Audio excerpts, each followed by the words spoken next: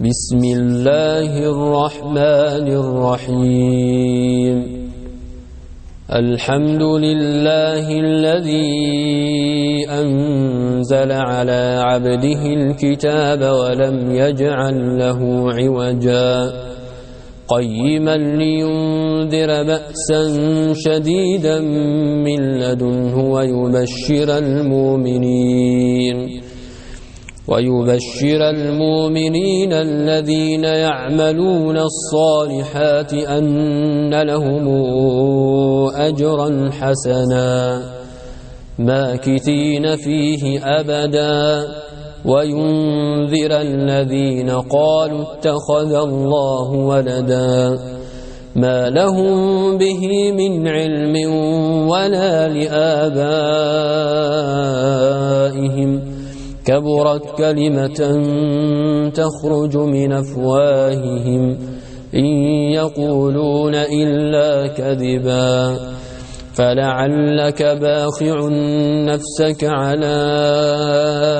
آثارهم إن لم يؤمنوا بهذا الحديث أسفا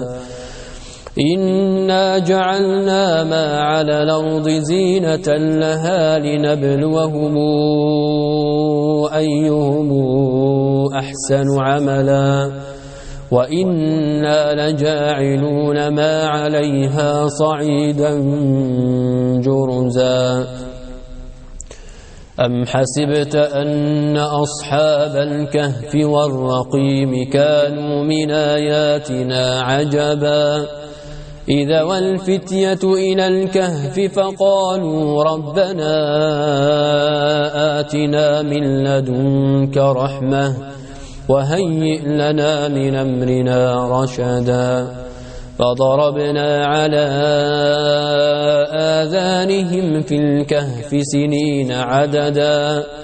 ثم بعثناهم لنعلم أي الحزبين أحصى لما لبثوا أمدا نحن نقص عليك نبأهم بالحق إنهم فتية آمنوا بربهم وزدناهم هدى وربطنا على قلوبهم إذ قاموا فقالوا ربنا رب السماوات والأرض لن ندعو من دونه إلها لقد قلنا إذا شططا هؤلاء قومنا اتخذوا من دونه آلهة لولا ياتون عليهم بسلطان بين فمن أظلم ممن افترى على الله كذبا وإذ اعتزلتموهم وما يعبدون إلا الله فأووا إلى الكهف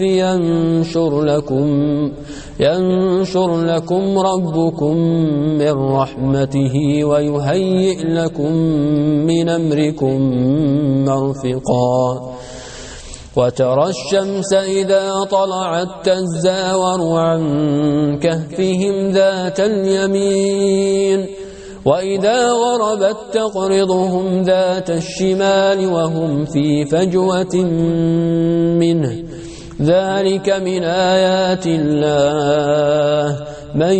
يهد الله فهو المهتد ومن يضلل فلن تجد له وليا مرشدا وتحسبهم أيقاظا وهم رقود ونقلبهم ذات اليمين وذات الشمال وكلبهم باسط ذراعيه بالوصيد لو اطلعت عليهم لوليت منهم فرارا ولملئت منهم رعبا وكذلك بعثناهم ليتساءلوا بينهم قال قائل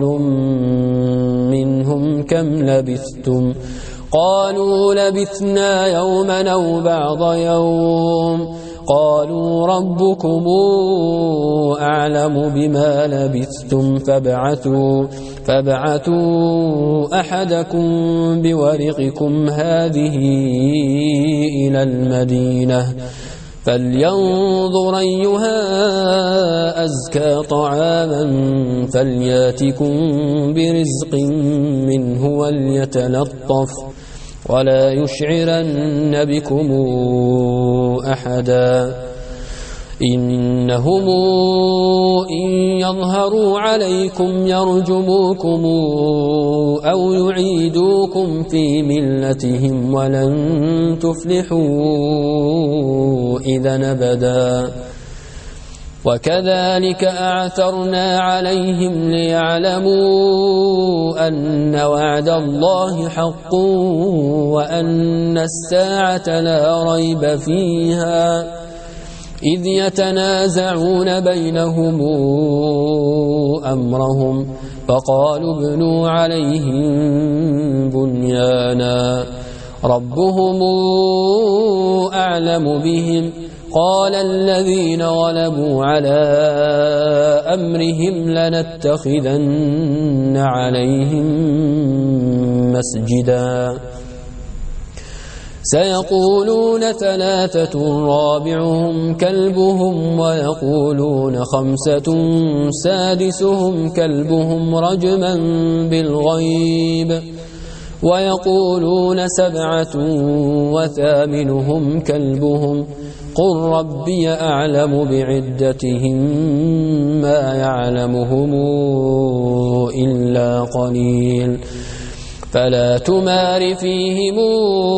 إلا مراء ظاهرا ولا تستفت فيهم منهم أحدا ولا تقولن لشيء إني فاعل ذلك غدا إلا أن يشاء الله واذكر ربك إذا نسيت وقل عسى أن يهديني ربي لأقرب من هذا رشدا ولبثوا في كهفهم 300 سنين وازدادوا 9 قل الله أعلم بما لبثوا له غيب السماوات والأرض أبصر به وأسمع ما لهم من دونه من ولي ولا يشرك في حكمه أحدا واتل ما أوحي إليك من كتاب ربك لا مبدل لكلماته ولن تجد من دونه ملتحدا واصبر نفسك مع الذين يدعون ربهم بالغداة والعشي يريدون وجهه ولا تعد عيناك عنهم تريد زينة الحياة الدنيا ولا تطع من أغفلنا قلبه عن ذكرنا واتبع هواه وكان أمره فرطا وقل الحق من ربكم فمن شاء فليؤمن ومن شاء فليكفر إنا أعتدنا للظالمين نارا حاط بهم سرادقها وإن يستغيثوا يغاثوا بماء كالمهل يشوي الوجوه بئس الشراب وساءت مرتفقا إن الذين آمنوا وعملوا الصالحات إنا لا نضيع أجر من أحسن عملا أولئك لهم جنات عدن تجري من تحتهم الأنهار يحلون فيها من ساور من ذهب ويلبسون ثيابا خضرا من سندس واستبرق متكئين فيها على الارائك نعم الثواب وحسنت مرتفقا واضرب لهم مثلا رجلين جعلنا لأحدهما جنتين من أعناب وحففناهما بنخل وجعلنا بينهما زرعا كلتا الجنتين آتت أكلها ولم تظلم منه شيئا وفجرنا خلالهما نهرا وكان له ثمر فقال لصاحبه وهو يحاوره أنا أكثر منك مالا وأعز نفرا ودخل جنته وهو ظالم لنفسه قال ما أظن أن تبيد هذه أبدا وما أظن الساعة قائمة ولئن رددت إلى ربي لأجدن خيرا منهما منقلبا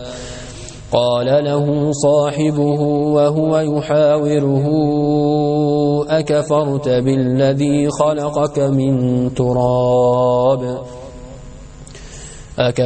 بالذي خلقك من تراب ثم من نطفة ثم سواك رجلا لكن هو الله ربي ولا أشرك بربي أحدا ولولا إذ دخلت جنتك قلت ما شاء الله لا قوة إلا بالله إن ترني أنا أقل منك مالا وولدا فعسى ربي أن يؤتيني خيرا من جنتك ويرسل عليها حسبانا من السماء فتصبح صعيدا زلقا أو يصبح ماؤها غورا فلن تستطيع له طلبا وأحيط بثمره فأصبح يقلب كفيه على ما أنفق فيها وهي خاوية على عروشها ويقول يا ليتني لمشرك بربي أحدا ولم تكن له فئة ينصرونه من دون الله وما كان منتصرا هنالك الولاية لله الحق هو خير ثوابا وخير عقوبا واضرب لهم مثل الحياة الدنيا كماء أنزلناه من السماء فاختلط به نبات الأرض فأصبح هشيما تذروه الرياح وكان الله على كل شيء مقتدرا المال والبنون زينة الحياة الدنيا والباقيات الصالحات خير عند ربك ثوابا وخير نملا ويوم نسير الجبال وترى الأرض بارزة وحشرناهم فلم نغادر منهم أحدا وعرضوا على ربك صفا لقد جئتمونا كما خلقناكم أول مرة بل زعمتم أن لن نجعل لكم موعدا ووضع الكتاب فترى المجرمين مشفقين مما فيه ويقولون يا ويلتنا ما لهذا الكتاب ما لهذا الكتاب لا يغادر صغيرة ولا كبيرة إلا أحصاها ووجدوا ما عملوا حاضرا ولا يظلم ربك أحدا وإذ قلنا للملائكة اسجدوا لآدم فسجدوا إلا إبليس كان من الجن ففسق عن أمر ربه أفتتخذونه وذريته أولياء من دوني وهم لكم عدو بئس للظالمين بدلا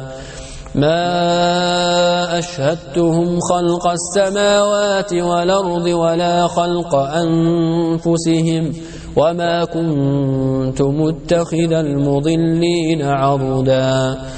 ويوم يقول نادوا شركائي الذين زعمتم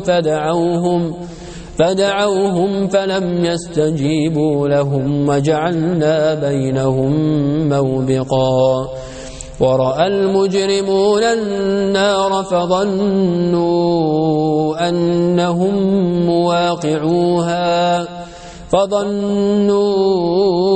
أنهم مواقعوها ولم يجدوا عنها مصرفا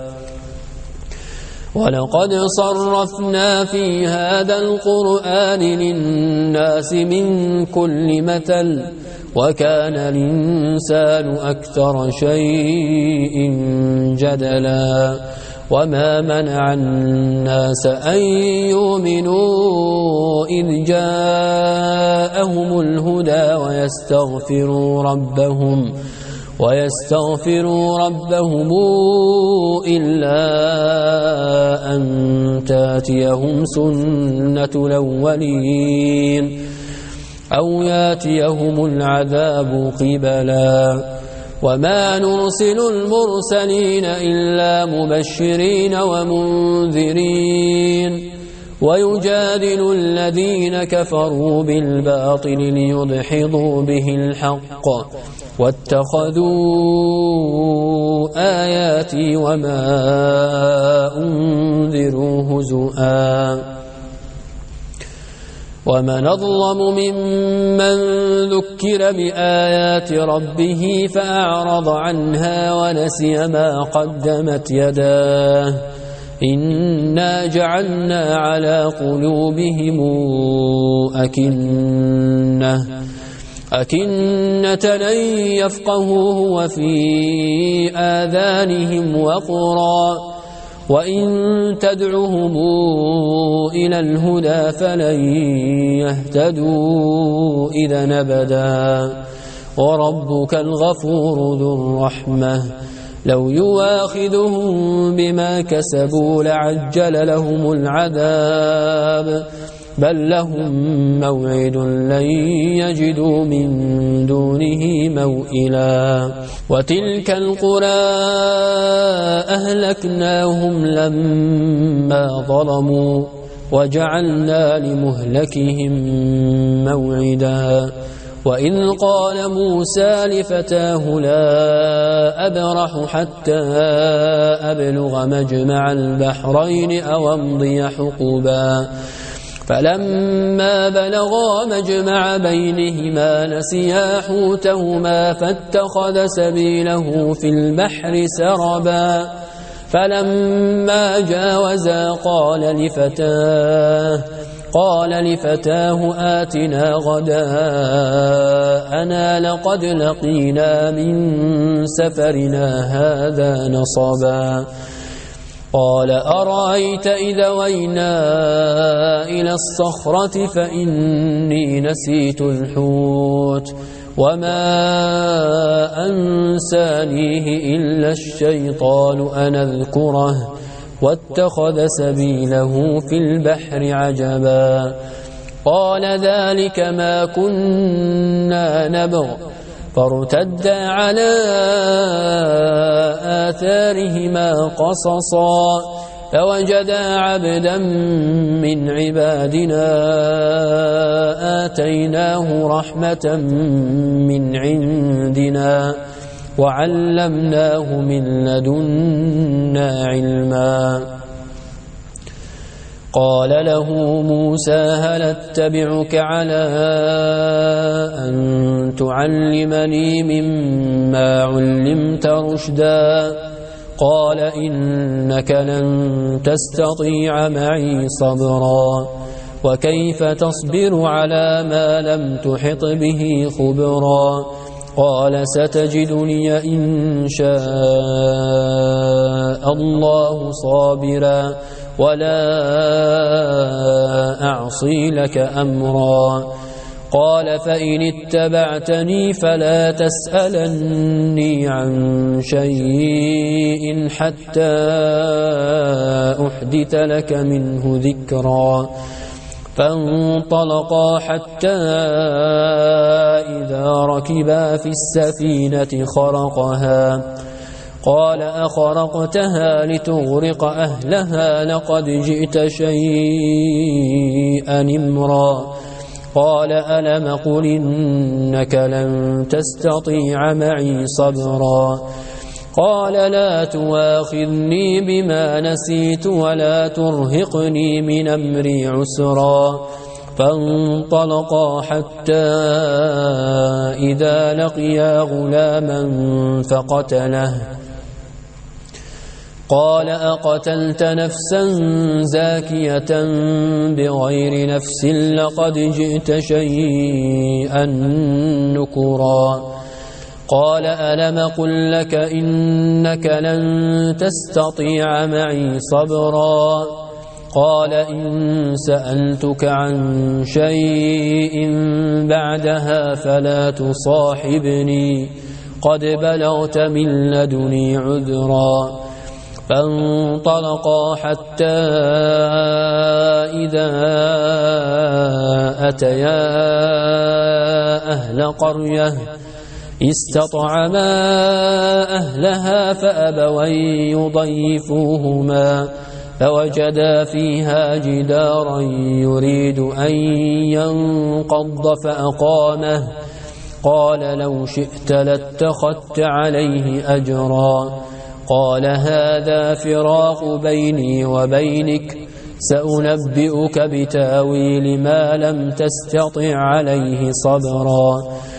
أما السفينة فكانت لمساكين يعملون في البحر فأردت أن أعيبها وكان وراءهم ملك يأخذ كل سفينة غصبا. وأما الغلام فكان أبواه مؤمنين فخشينا أن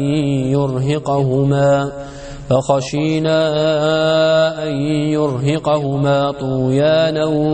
وكفرا. فأردنا أن يبدلهما ربهما خيرا منه زكاة وأقرب رحما. وأما الجدار فكان لغلامين يتيمين في المدينة وكان تحته كنز لهما وكان أبوهما صالحا فأراد ربك أن يبلغا أشدهما ويستخرجا كنزهما رحمة من ربك وما فعلته عن أمري ذلك تاويل ما لم تسطع عليه صبرا. ويسألونك عن ذي القرنين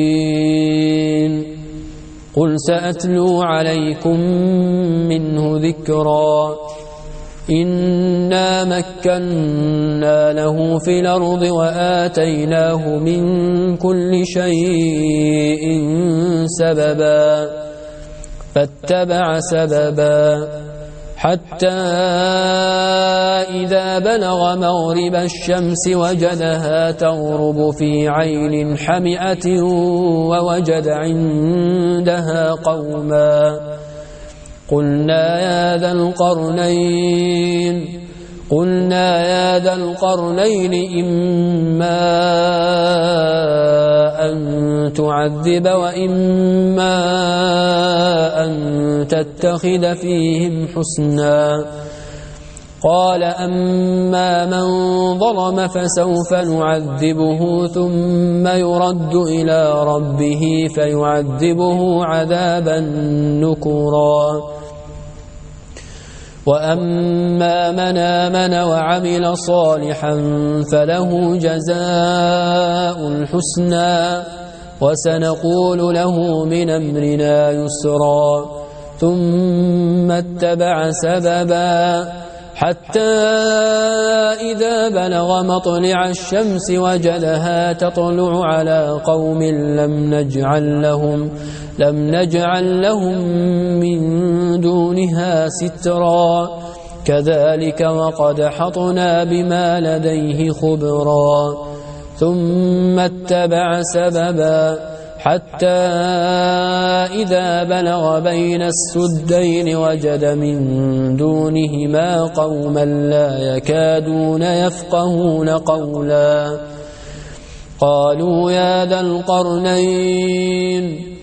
قالوا يا ذا القرنين إن ياجوج وماجوج مفسدون في الأرض